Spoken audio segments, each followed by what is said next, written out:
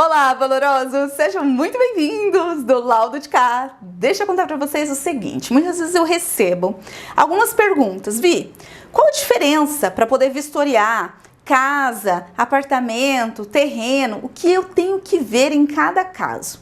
Vamos lá? Primeira coisa, para vistoriar casas, é importante que você tire fotos dos logradouros de um lado, do outro, que você tire foto da fachada, que você se atente muito à identificação do imóvel, principalmente em casas geminadas, casas justapostas, casas que têm várias iguais ou semelhantes naquela mesma rua, para a identificação.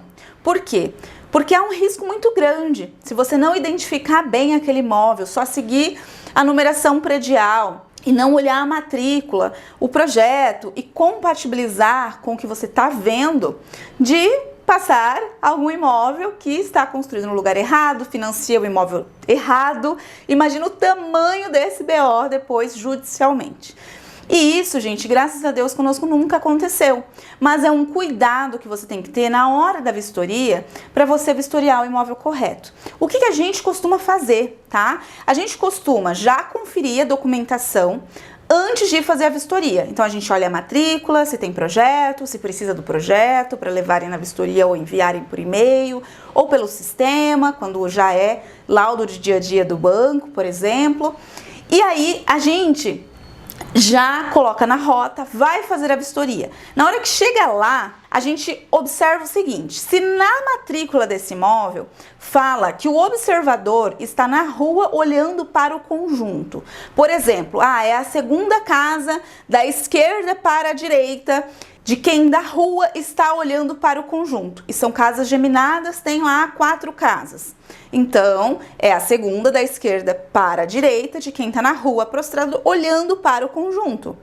E você sabe que é daqui para cá. Se isso não estiver escrito, você não pode subentender, porque poderia ser que o observador estivesse dentro do lote, e aí seria o contrário, seria daqui para cá. Então, é preciso a gente ter esse cuidado, tá? Só o número que tá lá pode ter sido colado errado, entende? Então, é sempre importante a gente compatibilizar a numeração que tá lá, o que é visto na vistoria, com a matrícula e se tiver o projeto.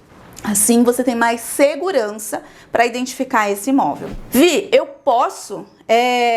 por exemplo, tem problema um imóvel que não tem a numeração predial e já é de dia a dia de banco, eu aprovar ou tem que negar?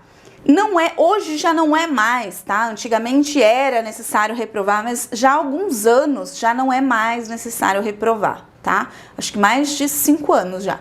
Não é necessário reprovar. Por quê? Você tem essas outras condições para identificar esse imóvel.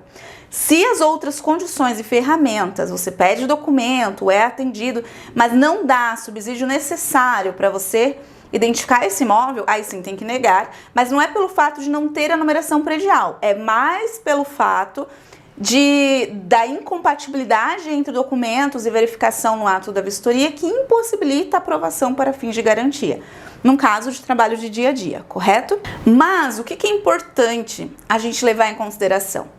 Que o imóvel, quando você vai fazer a vistoria para o banco, naquele momento ele está sendo financiado. Mas e se aquele cliente não puder pagar esse imóvel, ele acabar sendo retomado? O credenciado que faz essa avaliação, que vai fazer essa vistoria posteriormente, vai fazer externa, muito provavelmente. Não vai conseguir acessar esse imóvel porque ninguém vai deixar, certo? Na hora de retomar, caso seja um imóvel que vá ser retomado, na hora que você está vistoriando para financiamento, você não sabe se esse cliente vai de fato conseguir pagar tudo ou não. E isso não cabe a você. Então você avalia, entrou no imóvel, avalia e pronto. Mas é importante você pedir para colar a numeração predial se não tiver, você verificar se tem a numeração predial, por quê? Caso seja um cliente para o banco que não conseguiu pagar, esse imóvel, ao ser retomado, vai cair uma avaliação, né? Vai chegar uma avaliação para um outro credenciado anos depois, lá na frente, e aquele imóvel não tinha numeração predial. Para esse profissional que não pode ligar, não consegue agendar uma vistoria para saber qual imóvel é, ele tem que simplesmente fazer externa, porque ele não consegue entrar. Entende a importância desse número estar ali? porque vai ajudar lá no futuro um outro credenciado e novamente fortalecer a identificação desse imóvel, né? Então, esse é um grande motivo, tá? Que a gente sempre preza pela numeração. Tome muito cuidado com as casas A e B, A, B, C, D, E, tá? Pela questão também da identificação. E aí a gente tirou foto dessa casa, a gente viu ali, né, se é fossa, se tem fossa, se não é. Se for fossa, atentar com as bordas, se as bordas estão com um afastamento mínimo da divisa da construção e entre os tanques sépticos em relação ao alinhamento predial, de 1,5 da borda e não do respiro, tá? Mas e se a borda estiver escondida? Eu não consigo ver, só tenho respiro. Teoricamente, né, para a caixa, por exemplo, você não é obrigado a levar trena. Eu levo, tá, gente? Mas você não... Vistoria é ver, né?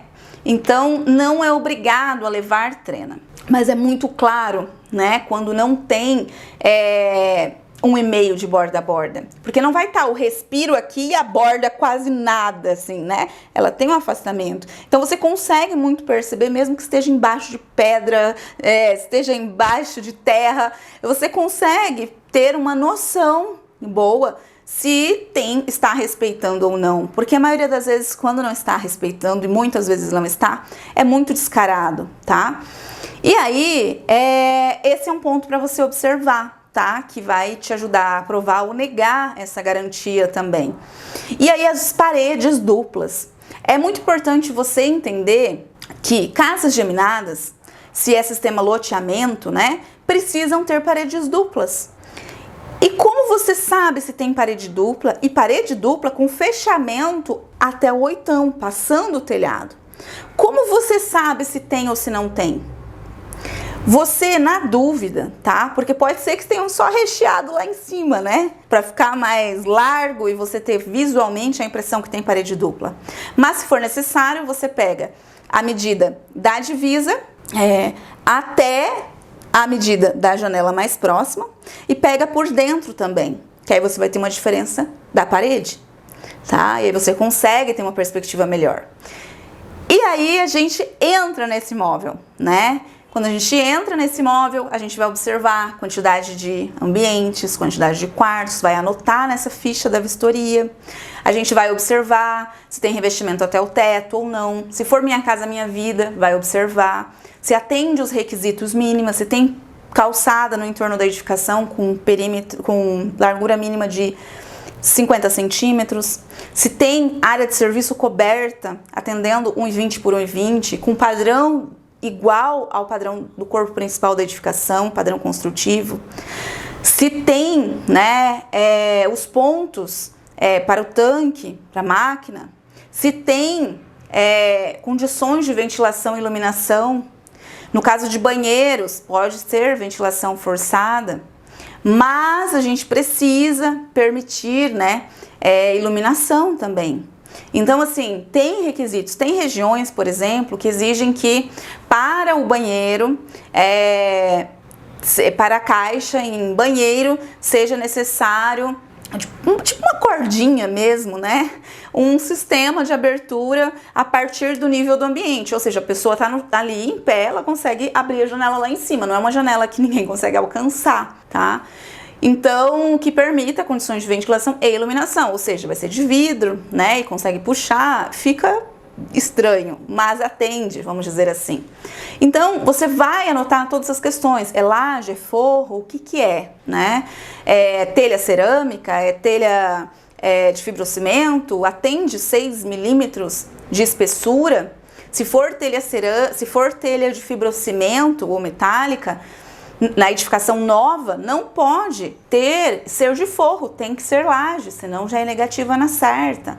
Tem fissura, tem manifestações patológicas, enfim, tem muro de arrimo. Se tem muro de arrimo, seja Minha Casa Minha Vida, seja SBPE, outras linhas de financiamento, precisa apresentar também uma RT de projeto, RT de arrimo.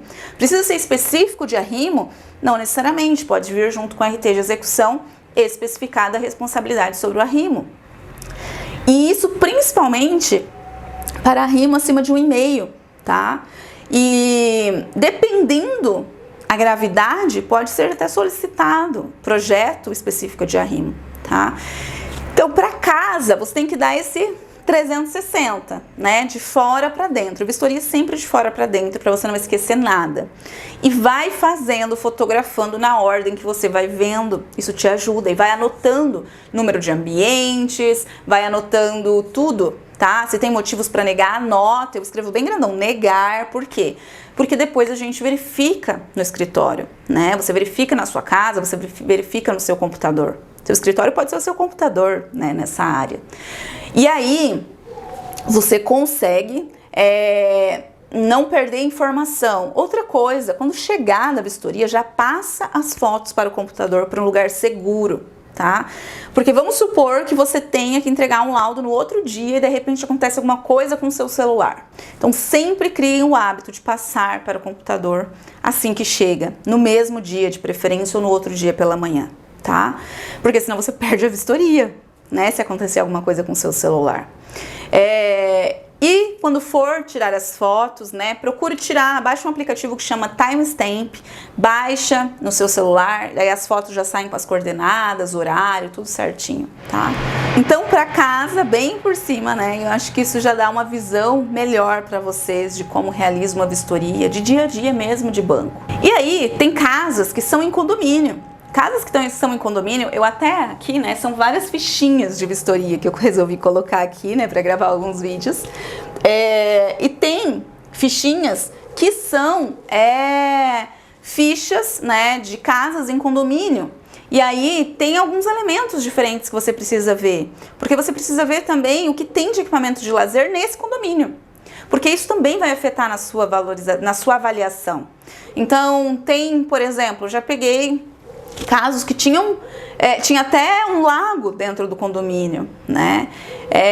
Então, o que tem de elementos de lazer, de equipamentos de lazer nesse condomínio, para você especificar, anotar na sua ficha, fotografar, porque depois você vai precisar considerar na sua avaliação também.